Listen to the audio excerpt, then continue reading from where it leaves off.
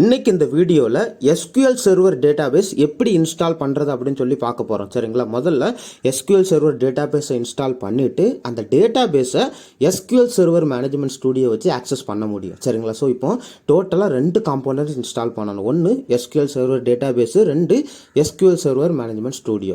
கூகுளில் போயிட்டு download SQL Server அப்படின்னு சொல்லி சர்ச் பண்ணி என்ட்ரு கொடுத்துக்கோங்க.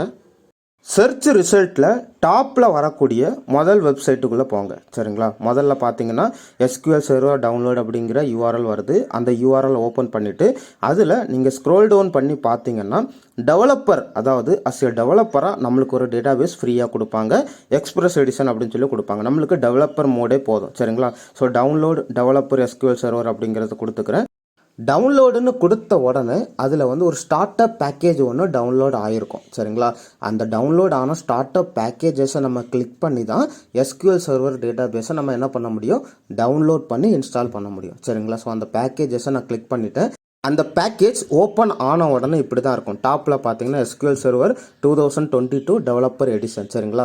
அதில் ஒரு 3 ஆப்ஷன் கேட்கும். பேசிக் இன்ஸ்டாலேஷன் பண்ணணுமா, கஸ்டம் இன்ஸ்டாலேஷனா, இல்லை டவுன்லோட் மீடியா. ஸோ நம்மளுக்கு பேசிக்கான டேட்டா பேஸை இன்ஸ்டால் பண்ணால் போதும். சரிங்களா? ஏன்னா டெஸ்ட்டுக்காக மாத்திரம் தான் பண்ணுறோம். அதில் அக்ரிமெண்ட் கேட்பாங்க. அக்ரிமெண்ட் அக்செப்ட் பண்ணிவிட்டு எந்த லொக்கேஷனில் இன்ஸ்டால் பண்ணணும் அப்படின்னு சொல்லி கேட்கும். சரிங்களா? டிஃபால்ட் லொக்கேஷன் அப்படியே விட்டுட்டு நான் என்ன படுத்திக்கிறேன்னா இன்ஸ்டால் அப்படிங்கிறத கொடுத்துக்கிறேன். ஸோ இப்போ இது என்ன ஆகும்னா பேக்ரவுண்டில் டவுன்லோட் ஆகும். SQL Server டேட்டாபேஸ் பேக்கேஜஸ் எல்லாமே டவுன்லோட் ஆகி அதுக்கப்புறம் பேரலாக இன்ஸ்டால் ஆகும். ஸோ இது ரொம்ப டைம் எடுத்துக்கும். நான் பேக்கேஜஸ் டவுன்லோட் ஆன பிறகு வீடியோவை கண்டினியூ பண்ணுறேன். இப்போ பேக்கேஜஸ் டவுன்லோட் ஆகிடுச்சு. டவுன்லோட் ஆன பேக்கேஜ் எல்லாமே இன்ஸ்டால் ஆக ஸ்டார்ட் ஆகுது. சரிங்களா? ஸோ இதுவுமே டைம் எடுத்துக்கும். அகெயின் நான் வீடியோவை பாஸ் பண்ணிவிட்டு ஃபுல்லாக இன்ஸ்டால் ஆன பிறகு திரும்ப வீடியோவை கண்டினியூ பண்ணுறேன். இப்போ ஆல்மோஸ்ட் இன்ஸ்டாலேஷன் அப்படிங்கிறது முடிய போகுது. சரிங்களா? நீங்கள் பார்த்தீங்கன்னா இன்ஸ்டாலேஷன் கடைசி எண்டில் இருக்குது. ஸோ இப்போ இந்த இன்ஸ்டாலேஷன் முடிஞ்ச உடனே நீங்கள் பார்த்தீங்கன்னா இன்ஸ்டாலேஷன் ஹேஸ் கம்ப்ளீட்டட் சக்ஸஸ்ஃபுல்லின்னு வந்துருச்சு. இதில் கனெக்ஷன் ஸ்ட்ரிங்கு, இன்ஸ்டன்ஸ் நேம் என்ன, எந்த வேர்ஷன் இன்ஸ்டால் ஆகிருக்கு, எந்த பாத்தில் இன்ஸ்டால் ஆகிருக்கு அப்படிங்கிற பேசிக் டீட்டெயில்ஸ் வந்துடும். சரிங்களா? இந்த டீட்டெயில்ஸ் நம்ம ஃப்யூச்சரில் மறக்க சான்சஸ் இருக்குது. அதனால் நம்ம என்ன பண்ணிக்கிறோம்னா இந்த டேட்டா எல்லாத்தையுமே என்னென்ன டீட்டெயில்ஸ்லாம் அவங்க டிஸ்பிளே பண்ணுறாங்களோ அந்த டீட்டெயில்ஸை நான் நோட் பேடில் சேவ் பண்ணி வச்சுக்கிறேன். இன்கேஸ் ஃப்யூச்சரில் ஏதாவது ஒரு டீட்டெயில்ஸ் நான் மறந்துட்டனாலும் அதை ரெஃபர் பண்ணி நான் என்ன பண்ணிக்கலாம்னா எனக்கு தேவையான கனெக்டிவிட்டியை நான் உருவாக்கிக்கிடலாம். சரிங்களா? ஸோ அதனால் நோட் பேடில் பார்த்தீங்கன்னா இந்த ஸ்க்ரீனில் தெரியக்கூடிய, அதாவது இன்ஸ்டாலேஷன் கம்ப்ளீட் ஆன பிறகு தெரியக்கூடிய எல்லா இன்ஃபர்மேஷனையும் நான் நோட் பேடில் போட்டு வச்சுக்கிறேன். நீங்கள் சிம்பிளாக ஸ்க்ரீன்ஷாட்டும் எடுத்து வச்சுக்கலாம். நான் நோட் பேடில் எப்போவுமே சேவ் பண்ணுறது தான் என்னுடைய ப்ரிஃபரன்ஸாக இருக்கும். ஏன்னா ஈஸியாக காப்பி பேஸ்ட் பண்ணிக்கலாம். சரிங்களா? ஸோ எல்லா டீட்டெயில்ஸையும் நான் என்ன பண்ணிக்கிறேன்னா காப்பி பேஸ்ட் பண்ணி நோட் பேடில் போட்டு வச்சுக்கிறேன். சரிங்களா?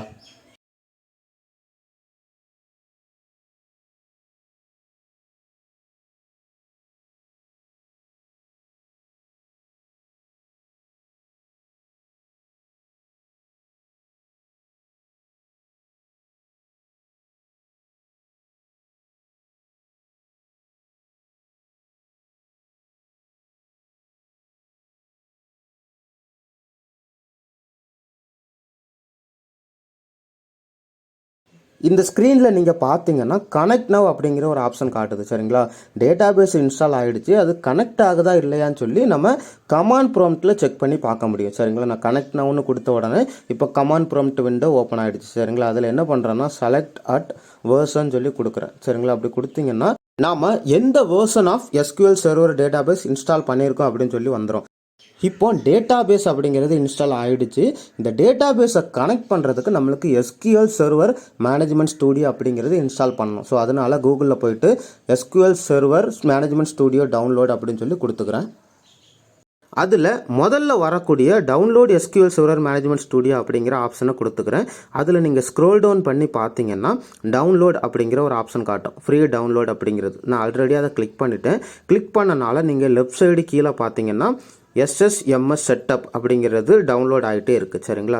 டவுன்லோட் ஆன பிறகு நம்ம அதை கிளிக் பண்ணி ஓப்பன் பண்ணி இன்ஸ்டால் பண்ணுவோம்.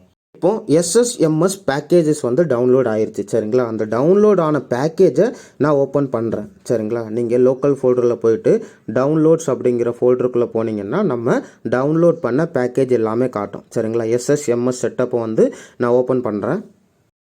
ஓப்பன் ஆன ஸ்க்ரீனை நீங்கள் பார்த்தீங்கன்னா Microsoft SQL Server Management Studio with Azure Data Studioன்னு இருக்குது. ஸோ டேட்டா ஸ்டூடியோவும் சேர்த்து தான் இன்ஸ்டால் ஆகும். சரிங்களா, நான் பார்த்து அப்படியே விட்டுட்டு இன்ஸ்டால் அப்படின்னு சொல்லி கொடுத்துட்டேன். சரிங்களா, இப்போ இன்ஸ்டால் ஆக ஸ்டார்ட் ஆகிடுச்சு.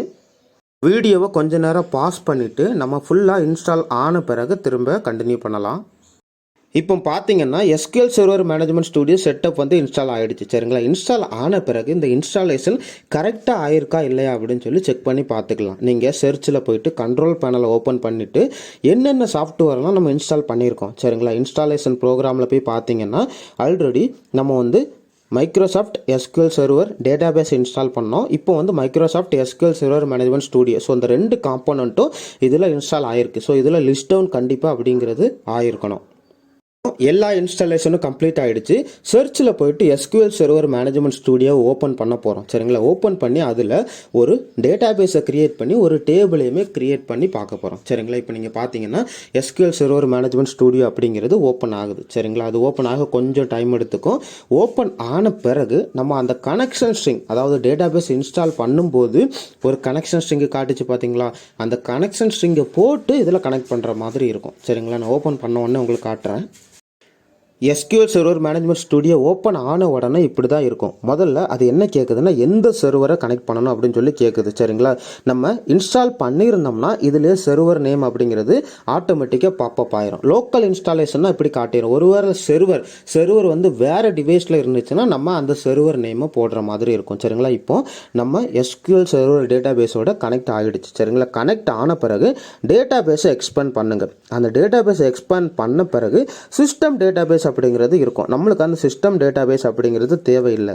நம்மளுடைய ஓன் டேட்டாபேஸ் அப்படிங்கிறத கிரியேட் பண்ண போகிறோம். சரிங்களா, டேட்டாபேஸில் ரைட் கிளிக் பண்ணிவிட்டு நியூ டேட்டாபேஸ் அப்படின்னு சொல்லி கொடுத்துக்கிறேன். சரிங்களா, கொடுத்த பிறகு நம்மளுடைய டேட்டாபேஸ் நேம் கேட்கும். நான் எந்த நேம் கொடுத்துக்கலாம். சரிங்களா, நம்மளுடைய டெமோ பர்பஸ்க்காக ஏரோஸ்பேஸ் அப்படிங்கிற நேமில் வந்து நான் டேட்டாபேஸ் அப்படிங்கிறது க்ரியேட் பண்ணிக்கிறேன். சரிங்களா, நான் டேட்டாபேஸை வச்சுட்டு ஓகே அப்படிங்கிறத கொடுக்குறேன். இப்போ டேட்டாபேஸ் அப்படிங்கிறது க்ரியேட் ஆகுது. இப்படி நம்ம குட்டியாக டேட்டாபேஸ் க்ரியேட் பண்ணிக்கலாம். நம்ம இப்போ ஏரோஸ்பேஸ் அப்படிங்கிற ஒரே ஒரு டேட்டாபேஸ் மாத்திரம் க்ரியேட் பண்ணியிருக்கிறோம். அதில் டேபிளை எக்ஸ்பேண்ட் பண்ணி காட்டுறேன். எந்த விதமான டேபிளுமே இருக்காது. சரிங்களா, அந்த டேபிள் மேலே ரைட் கிளிக் பண்ணிவிட்டு நியூ அப்படிங்கிற டேபிளை க்ரியேட் பண்ணிக்கிறேன். சரிங்களா, அந்த டேபிள் நேம் ஒன்று கொடுக்குற மாதிரி இருக்கும். அந்த டேபிளில் என்னென்ன காலம்லாம் நம்ம கொடுக்கணும்னு நினைக்கிறோம் அவ்வளோ காலம் நேமே நம்ம கொடுத்துக்கலாம். சரிங்களா, காலம் நேம் நான் என்ன கொடுத்துக்கிறேன்னா ஃபஸ்ட்டு ஃப்ளைட் நேம் அப்படிங்கிற ஒரு காலம் நேம் க்ரியேட் பண்ணிக்கிறேன். அதோடைய டேட்டா டைப் வந்து NCHAR அப்படின்னு சொல்லி கொடுத்துக்கிறேன். சரிங்களா, கொடுத்து அதோடைய சைஸை வேணால் கொஞ்சம் கூட்டிக்கலாம். நான் 15 கொடுத்துக்கிறேன். சரிங்களா, அது நல் வேல்யூவை அலோவ் பண்ணோம். அதுக்கப்புறம் ஒவ்வொரு ஃப்ளைட்டுக்கும் ஒரு யூனிக் நம்பர் இருக்கும். சரிங்களா, அதனால் ஃப்ளைட் நம்பர் அப்படிங்கிற நேமில் ஒரு காலம் க்ரியேட் பண்ணிக்கிறேன். சரிங்களா, இந்த காலம் வந்து இன்டிஜராக இருக்கிற மாதிரி கொடுத்துக்கிறேன். சரிங்களா, இன்டிஜர்னு கொடுத்துருக்கேன். அதுக்கப்புறம் இதுவுமே நல் வேல்யூவை அலோவ் பண்ணுற மாதிரி இப்போதைக்கு கொடுத்துருக்குறேன். நம்ம வந்து இதை ப்ரைமரி கீயாக மாற்றணும். அதுக்கப்புறம் சோர்ஸு டெஸ்டினேஷன் அப்படிங்கிற 2 நேமில் இன்னும் 2 காலம், டோட்டலாக 4 காலம் க்ரியேட் பண்ணுறேன். சரிங்களா, இந்த 4 காலமில் வந்து இந்த ஃப்ளைட் நம்பர் அப்படிங்கிறது வந்து ப்ரைமரி கீயாக இருக்கிற மாதிரி நம்ம டிஃபைன் பண்ணிக்கணும். சரிங்களா, நீங்கள் அந்த ஃப்ளைட் நம்பர் அப்படிங்கிற காலமில் வந்து அந்த கார்னரில் கிளிக் பண்ணிவிட்டு செட் ப்ரைமரி கீ அப்படின்னு கொடுத்தீங்கன்னா அது வந்து பிரைமரி கீயாக கன்வெர்ட் ஆகிருக்கும். சரிங்களா, பிரைமரி கீ அப்படிங்கிறது நல் வேல்யூவை அலோவ் பண்ணாது. அதனால் நல் வேல்யூ அப்படிங்கிறது அது ஆட்டோ அன்டிக் ஆகிடுச்சு. சரிங்களா, இப்போ டேபிள் நேம் என்னன்னு கேட்குது.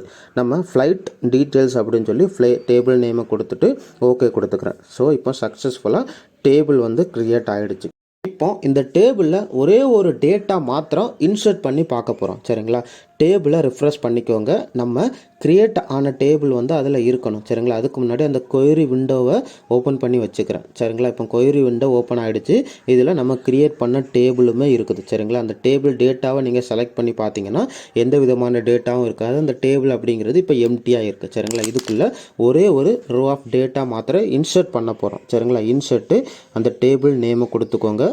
கொடுத்துட்டு என்ன பண்ண போகிறோம்னா வேல்யூஸ், என்னென்ன வேல்யூஸ்லாம் கொடுக்க போகிறோம். சரிங்களா, நம்ம 4 காலம் செட் பண்ணியிருந்தோம் பார்த்தீங்களா. ஸோ ஒவ்வொரு காலமுக்கும் ஒவ்வொரு வேல்யூ இருக்கிற மாதிரி நம்ம கொடுக்க போகிறோம். சரிங்களா, முதல்ல ஃப்ளைட் நேம் ஒன்று கொடுக்கணும்.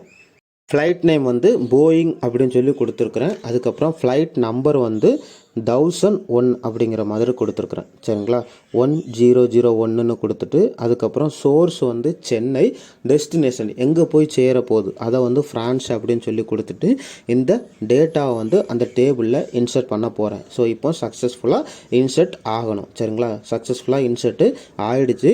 இப்போ டேபிளில் டேட்டா இருக்குதா அப்படின்னு சொல்லி பார்க்கலாம். சரிங்களா, இருக்குது. ஸோ இப்படி தாங்க SQL டேட்டாபேஸ் இன்ஸ்டால் பண்ணி அந்த SQL டேட்டாபேஸை SQL Server Management Studio மூலமாக கனெக்ட் பண்ணிவிட்டு அதுக்குள்ளே நம்மளுக்கு தேவையான டேட்டாபேஸு டேபிள்ஸ் எல்லாமே க்ரியேட் பண்ணிக்கலாம். சரிங்களா, உங்களுக்கு புரிஞ்சிருக்குன்னு நினைக்கிறேன். ஏதாவது டவுட் இருந்துச்சுன்னா கேளுங்க. நன்றி.